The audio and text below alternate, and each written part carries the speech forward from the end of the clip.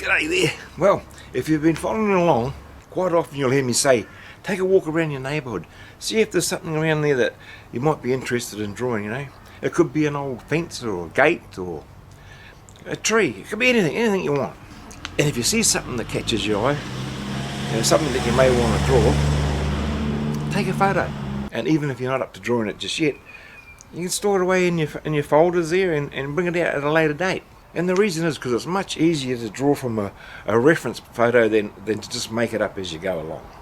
And remember, a reference photo is just that. It's a reference. It's something that you can refer to when you're drawing your picture. It's a guideline. Of course, unless you're into photorealism, well, then that's a different story.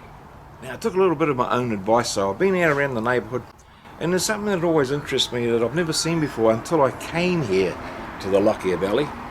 Now, if you see behind me, what we have here is a Bullnose corrugated iron chimney.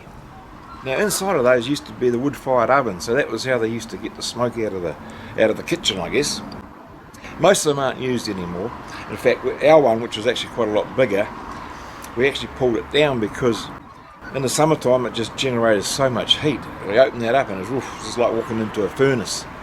So we made our pantry bigger, and it's, yeah, we're really happy with the result. But anyway, this is what I want to draw today.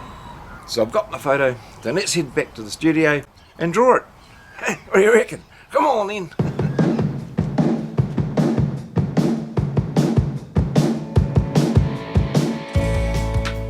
Well, I printed off, it's about an A5 size, and I've done it in grayscale, but that's what we're drawing. Now, if you notice how, when you look at the weatherboards and that's all native timber, hardwood, and you see a lot of houses, and when I first came here I was thinking, why do they look in such a state of disrepair?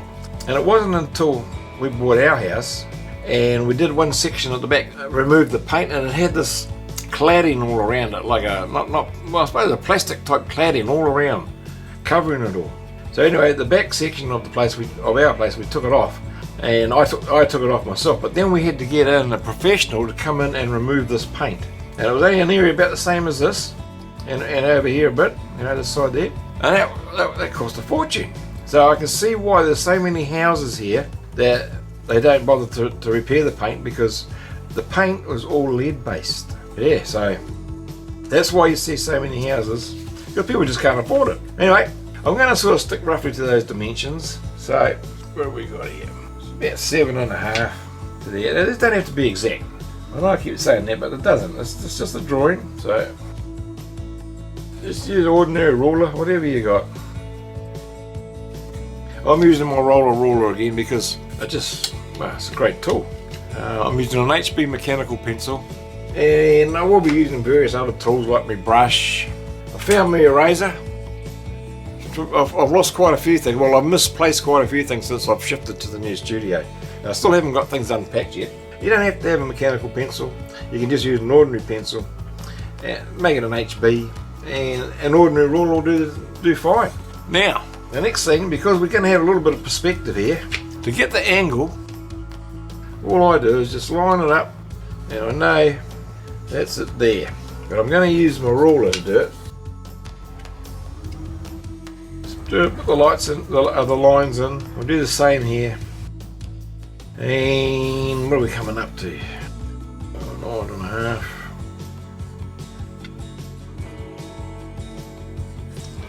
Now we'll come up about 1.5 centimetres.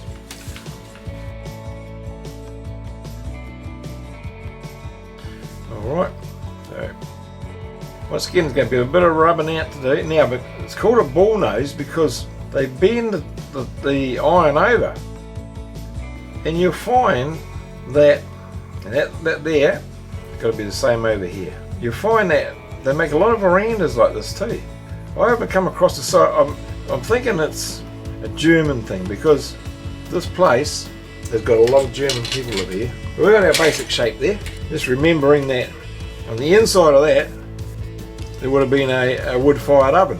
Right, now it looks like it's just a little bit off centre there, so we'll go about there.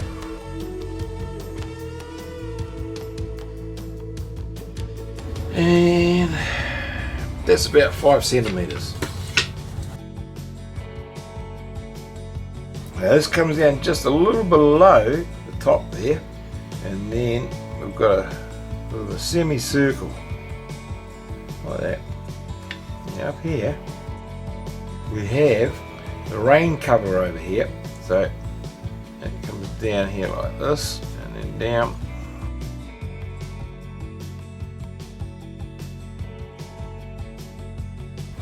Turn things around if I can get it.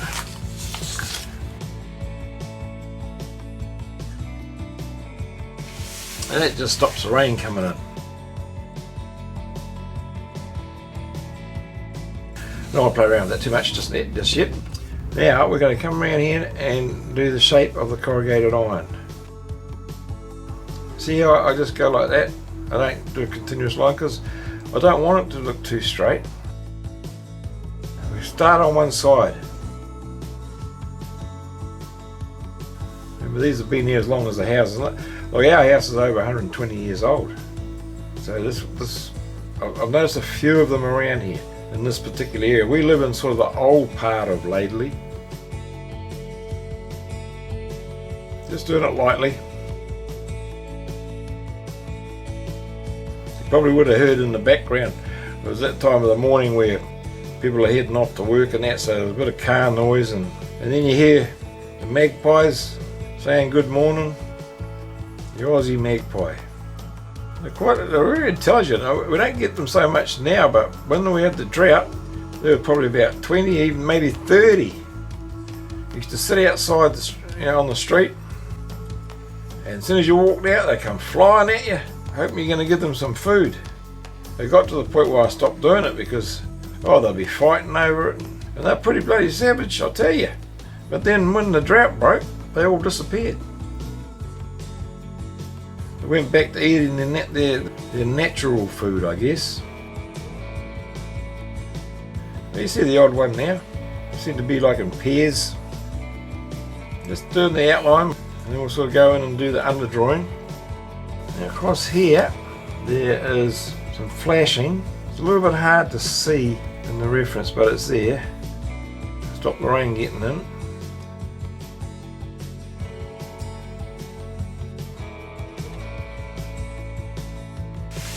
Yeah, I was saying, we pulled our one down. It just got, you walk come in the summertime, you'd open it up, and it was horrible. The heat is, it's hot enough as it is without making it hotter. So what we've done, it was just a pantry. It was lined, but it was so close to the tin. So what we did is we ripped it all out, took this off, took out the inside of the pantry, and rebuilt it right out to the edge and insulated it, so it's great now. Alright, well that's virtually the underdrawing done, the outline done. Now what I'm going to do now, we're going to put some weatherboards in. This is the tricky bit, is getting the perspective right. So what I've done, I've got our angles here. That's the angle from the bottom of the Bullnose chimney, and then across here.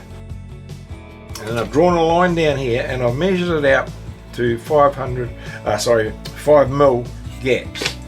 Now you got to remember, when you look at the reference photo, see how that's like that. But then as we get up here, it's like that. So gradually we sort of come down. Actually, it starts there. We just go like this, but we slowly bring this down, just slowly, just slightly, till we get to about here where we know that it is going to be pretty much level. I don't really want to come right out to there, but anyway, so we go up here, drop it down a fraction. Now to get this in 2-point perspective, which is what it would be, or even, 1-point perspective, our vanishing point would be way off the camera. So you just got to sort of just play with it a bit. You can always rub it out. See how I'm just sort of slowly holding on to that, dropping that down a bit, and then we get there. And here, it's the same, so that eventually we get everything in perspective. All right. just want to rub that out. Brush away the crumb. Alright, now we've got that done. This is of course going to be in shadow. A bit darker in there because it's in the corner. You can't see much. I'm just going to shade that in now.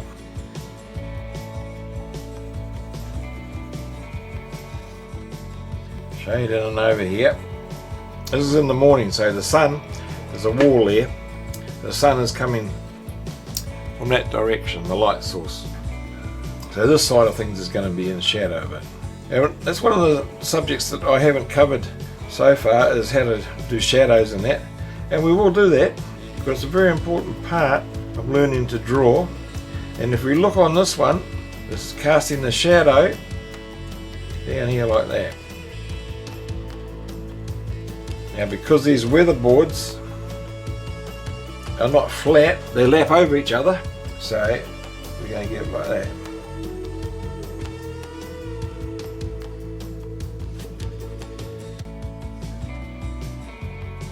So we can just see the bottom of the cladding. And once again, I'm just trying to not to have the lines too straight. Yeah, that's a bit darker there.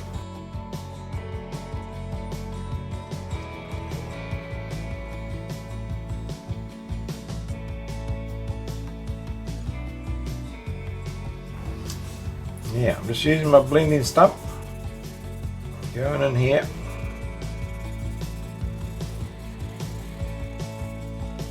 If you haven't got a blending stump, you can use a cotton bud, but I suggest you get one of these because they're a great tool to have for when you're doing graphite drawings.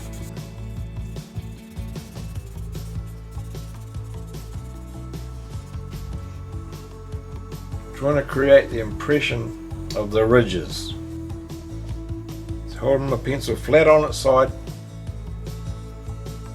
You know, and they've been around a long time, like I said earlier, but so they're not always flat, because one thing we get a lot around here too are hailstones, and they do create quite a lot of damage. So it's not quite often you'll see these, you know, they've got dings in them, and as do the roofs, and you can just create those by shading.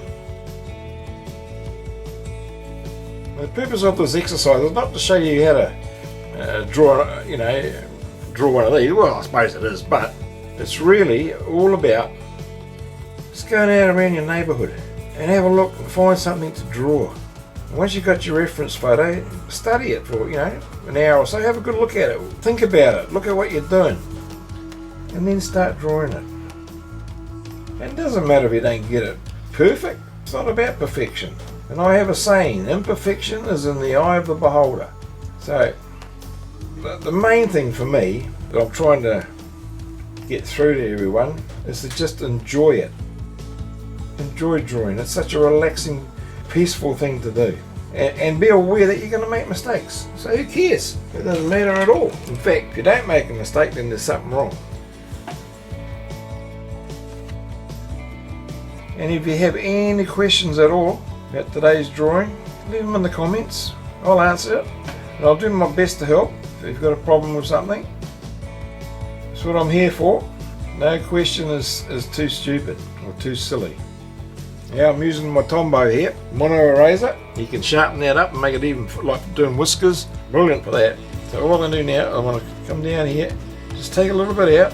By taking out the graphite, you're putting in a few highlights.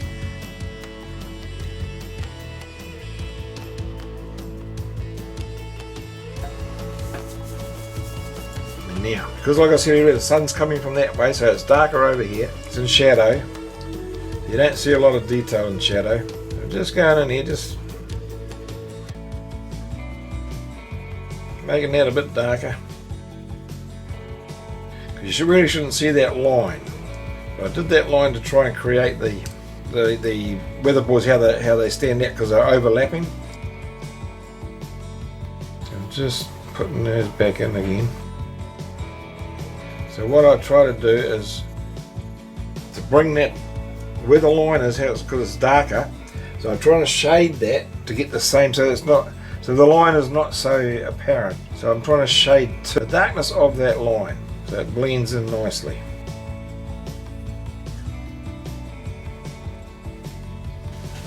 And under here, because this sort of sticks out from the house, so this will be dark in here, really dark. Completely in the shade. I'm using a 4B here.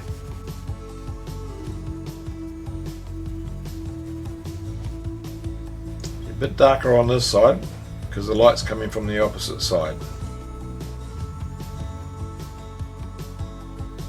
Gonna use my blending brush just to smooth that over.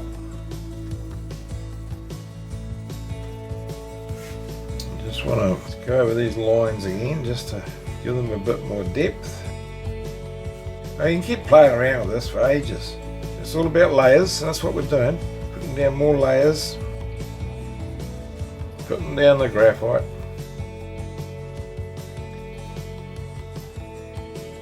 And of course, when we look at the reference photo, I'm not going to put that in there. It's been painted, and obviously the paint has peeled off. So there's little bits of white patches there.